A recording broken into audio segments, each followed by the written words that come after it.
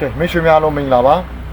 ဒီနေ့ကျွန်တော်ပြောပြမှာကျွန်တော်ဒီမှာမိတ်ဆွေတယောက်ကအဲ့ဒါတစ်လုံးလာတယ်နော် Wi-Fi နဲ့ Bluetooth ချိတ်လို့မရတဲ့အဲ့ဒါပါဒီကောင်က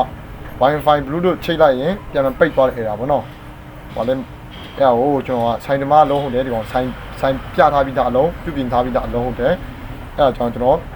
မိတ်ဆွေဆိုင်တမတွေပဲဖြစ်ဖုန်းပြုပြင်နေတဲ့မိတ်ဆွေတွေပဲဖြစ်ကျွန်တော်အကြံဉာဏ်တစ်ခုပေးချင်တယ်အဲ့ဒါဘာလေးဆိုရင်ဒီဖုန်းတွေဘာပြင်ပြီးပြင်နေတယ်တကယ်လို့ကိုက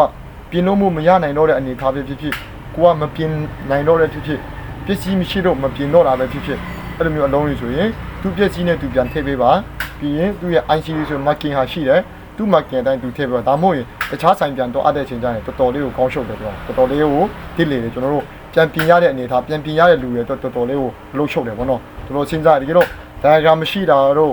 တခြား online ကနေရှာလို့အဆင်မပြေတဲ့အလုံးတွေဆိုရင်ဒါလုံးဝကိုမရနိုင်တော့တဲ့အလုံးပုံစံဖြစ်သွားတယ်နော်အဲအကြောင်းမို့ကျွန်တော်မိတ်ဆွေကိုဖုန်းပြုပြင်နေတဲ့မိတ်ဆွေတို့ကျွန်တော်အကြံဉာဏ်တစ်ခုပေးချင်တယ်ပြင်ပြီးပြီဆိုရင်လည်းအကုန်လုံးပစ္စည်းကိုသူ့နေရာနဲ့သူပြန်ထည့်ပေးပါလို့ကျွန်တော်အကြံပေးချင်ပါတယ်အားလုံးပဲကျေးဇူးတင်ပါတယ်